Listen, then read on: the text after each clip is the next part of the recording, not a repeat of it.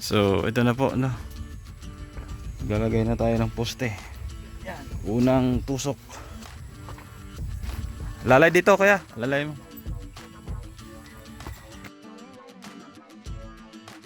Wow!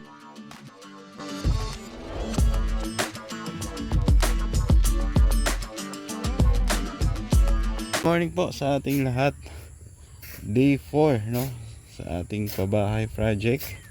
At ito, pinapatag lang namin itong mga lupa na pinagkukaya natin sa ating mga poste.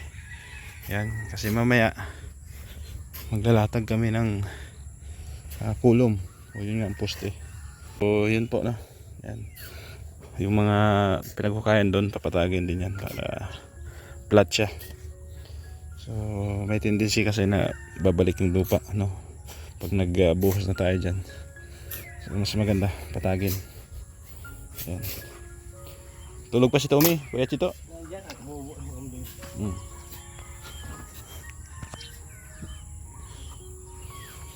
Yan. So shampoo, no, na poste ang gagawin pa natin.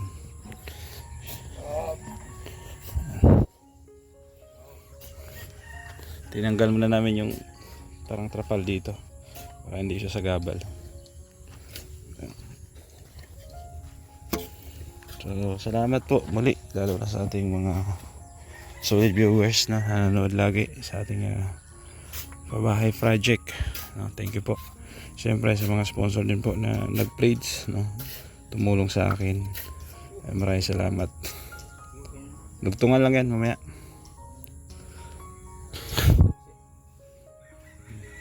Dahil tansi dyan. Ano, Indoy? Antok ka pa, aga mo nagising ha. Anak ni Kuya Chito. Tao natin dito. Ayan.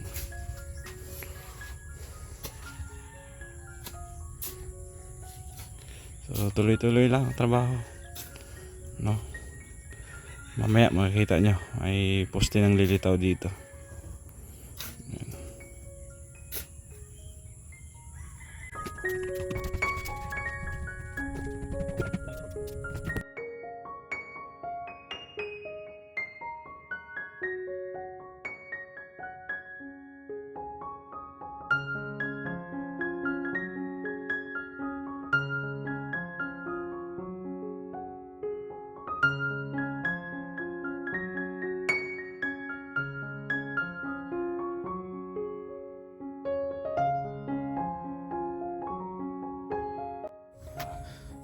So ito na po, no, lalagay na tayo ng poste. Unang tusok. Lalay dito kaya, lalay mo. Hindi mo na kami bro. Order mo nagdadala na ito. Ayan po, kauna-unahang poste nilagay natin dito po sa bandang dulo. Ayan.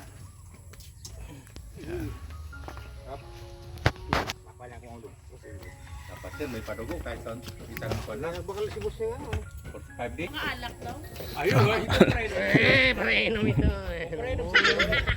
Kailangan may alat. Dahil ito sa pulutan pati nung padugo. Oo, yung padugo. Tara boss, bili tayo ano? Manok yung sa ano? Bili ka, buhay. Oo. Hindi mo sinabi, dapat sa palengke maling araw. Meron ba ako niyan? Umaga pa man. Hindi pa man nabubuhusan, walang problema. Walang gusto din mo. Pag nagbuhos na. Mga intik, ano lang. Bulak sa pira. Ulang bigat. Sinaunang pira. Oil.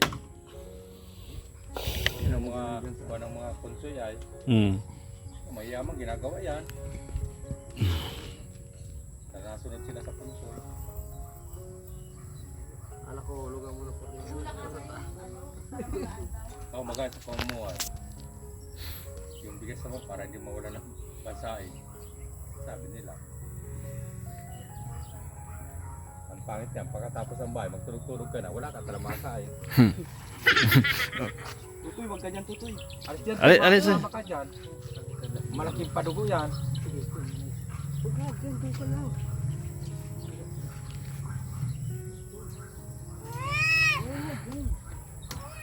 Huwag ka dyan, tol. Dito ka, dito ka. Kaya dyan, mahulog ka dyan. Huwag ka dyan. Bilis sila mga alalay mo siya. Tatlong araw pa lang ay magpuputik. Oo. Ano ba kaya yata gabi-gabi ay may paino? May padulas ay. Mga palulas. Padulas eh. Sabay ganun.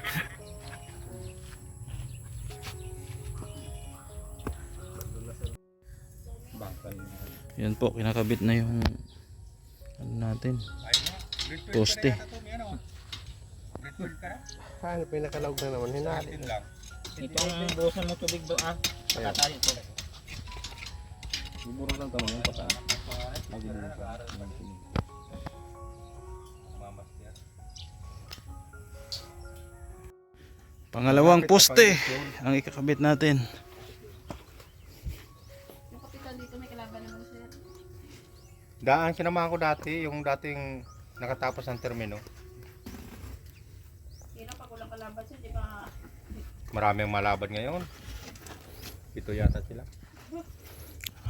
Lalay mo muna Ng Tom sa haligi. Lagay mo muna yan dyan. Iabang mo lang doon. Lalay mo sila sa haligi. Saan kasi nagkuha ng kuhan? Order ng buhangin sa kaon ko. Dito sa ano, Lagun. Ay, kaya ba niya? Ewan ko kung anong hardware dyan na Yung nga, malaki. abasin niya. Magkano ang cubic nila? 700 yata yun. Buhangin. 700. 700? Okay lang, parehas na naman. Meron yata sa iba mas mura. Ang ornigon. Mahal na din ngayon ang kuhan. May ice na to gang? Meron na yun. Shh, tawag ka dyan, Toy. Dapat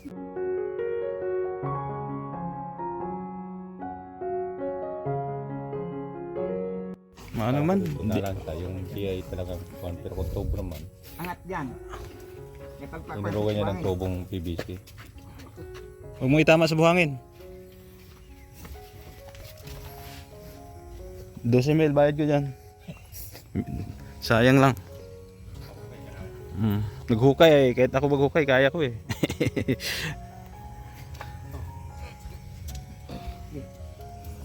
Di pagpabaya si papa mo. Alalay, alalay. Alalay kaya Tom.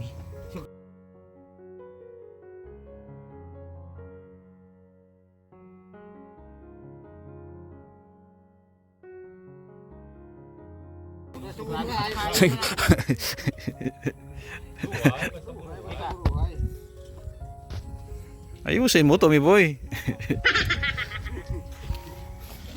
Dagdag po tayo ng materialis, no?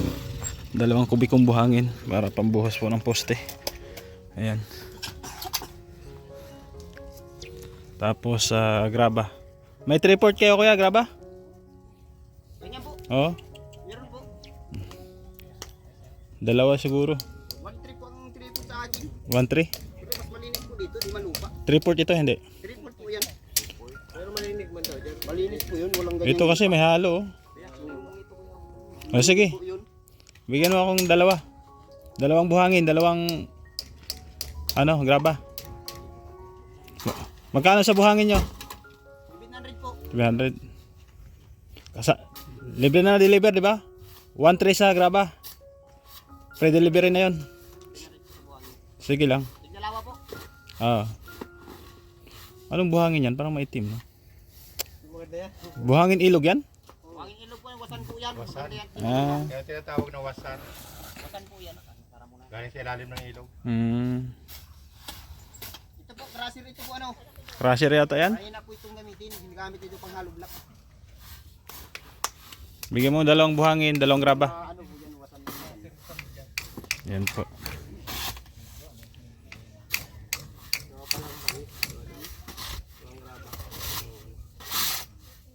Ito malupa graba nila, oh.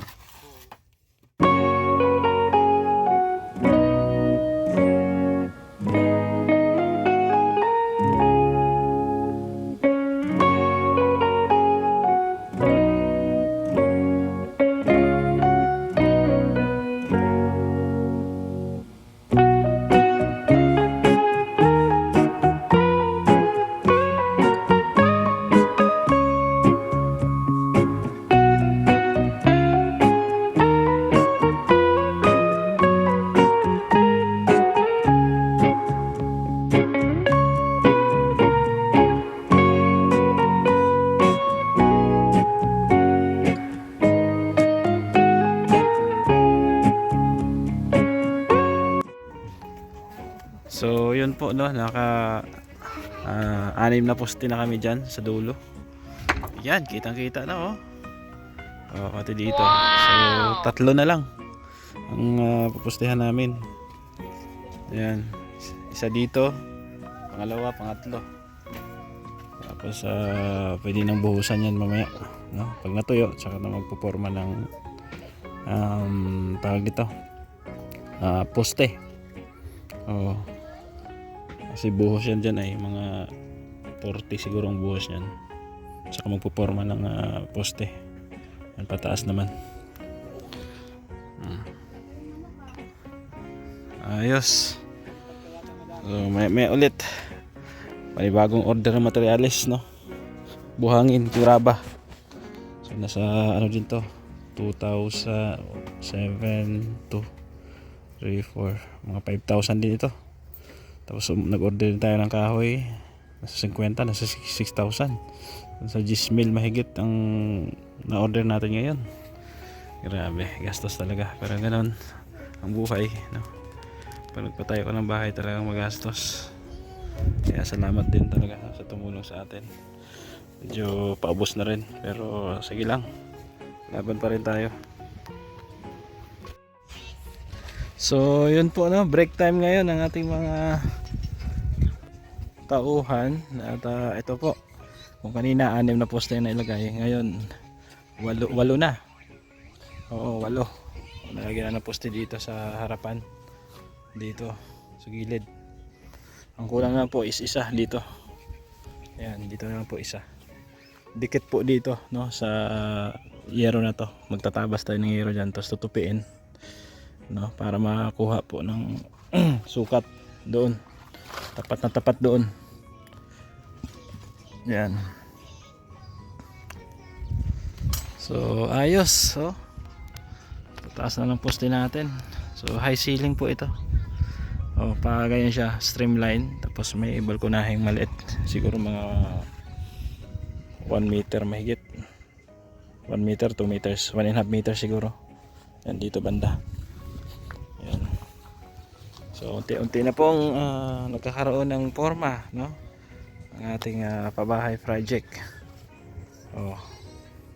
Nagdagdag din tayo ng panibagong materyales. Ito, graba, 2 kubiko, 1.3 isang kubiko, so 2.6.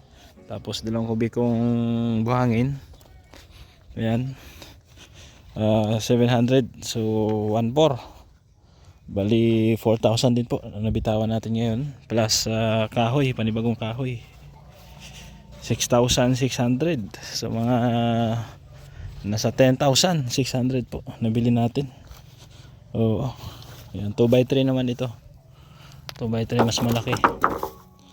Mas malaki yan kaysa dito. Mas malapad. Ito 2x2, paubos na. So kailangan kasi yan sa pangporma, no, sa haligi, pang brace dyan. So yun po ang kailangan. May mga bato pa naman tayo, no, pang buhos dun sa poste. So salamat po sa mga tumulong, no, sa tutulong pa. Pasalamatan po natin yan. Kasi sabi ko nga, hindi naman kalakihan din yung budget natin. Kumbaga, tinitipid lang natin, no, para matuloy-tuloy lang po ang ating pabahay project. Ayan. So mamaya pagbalik ng mga tao natin, magkakabit ng isang poste, tapos magbubuhos kami ng pundasyon. Tapos pagkatapos ng forma ng poste, tapos tie beam. Kapag may tie beam na, saka na tayo mag-asintada, no? Hollow blocks yun pataas. Ito na po yung last na deliver nila, no, sa buhangin natin. Ayan, 2 kubiko, 2 graba din. Gilid mo na, kuya. Pagilid mo ganun. Yan. Okay na yan, okay lang yan. Yan, para makadaan pa ako dyan.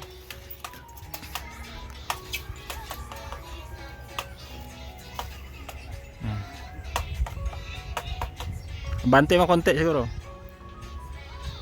Ayos lang, o sige. Banat So ayan po. Dito na po yung manok.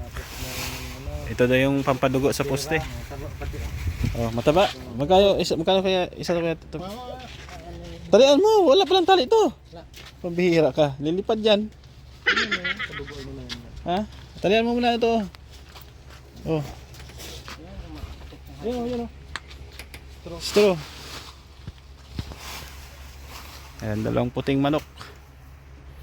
Pupulutanin ni Kuya Chito mamayang gabi.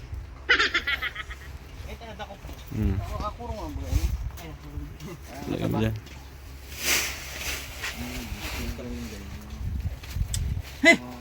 Alis din to eh. Alis din sa daan. Taba. Alis din, makuha kami siminto. Ano yan? Nitib? Lambot pa yan. Isang kulo lang yan. So ayan po, nagpapadugo tayo no dito sa manok. Bawat poste. Ayan. Ano po yan ni Madam? Pamahiin.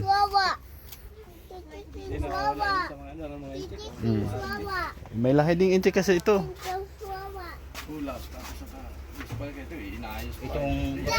Tapos meron kami ditong bulak, laurel, tsaka bigas, tsaka barya. Oo. The chicken wawa. Oh no, what happened to the chicken? Tito Chito killed the chicken? Okay. Oh, let's go na, Mami. So, ayan po, si admin po nagpapalihi, no? Andito sa kanya. Okay.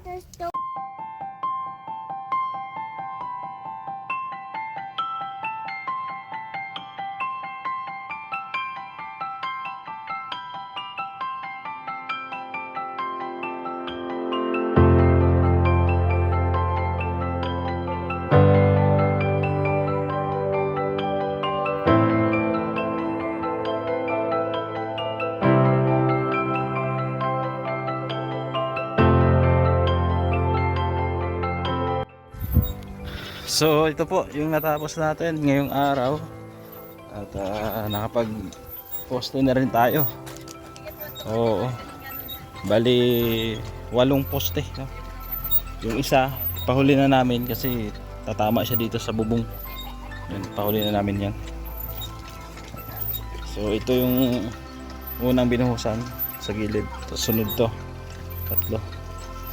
Bukas maano na lang kami, mabuhos pa kami dyan, no? Pantay dyan. Tapos forma na ng haligi. So at least diba may nakikita na kayong nakatayo. Ayan. So dito okay na rin. Doon ayos na. So ayos, no? Ito lang muna ang update natin ngayong araw. Maraming salamat po muli sa inyong pagsubaybay at pagmamahal, no, sa ating pabahay project, lalo na po sa ating mga sponsor. Thank you so much. Ayan. So sa mga susunod na linggo, araw, ay makikita na kayong asintada ng hollow blocks dito. Magta-tie beam pa kami. Tie beam, no? Ayan, ayos ba, engineer? Ayos na ayos. Ayos na ayos. Ayan. So at least nabuhusan na, no? Formadong ano na yung poste. So thank you sa iyong pagsama. Kaya magpapaalam muna pa samantala. Salamat muli sa lahat ng sponsor na tumulong sa atin. Thank you so much. Siyempre shout out kay Tita Rosie, Tita C, Ate Beth, Ma'am Beng, Ma'am Grace, Sultan Wadarot Girl, no? Kay Tita Elma Chelsea, kay Ma'am Berta Soman, kay Ma'am Maylin, kay Official, maraming salamat. Ganon din po kay Inday Saro Vlog, no? Tita Fatima, no? Kay The Blessed Family, Ma'am Vallejo, California, and kay Ma'am Alma ng Canada. Thank you din. So support kay Kuya Val Santos Matubang at ayun, Kalinga Prob. Sa inyong lingkod, Gab Becerra. Thank you. Kita-kits tayo sa D5 ng ating pabahay project bukas.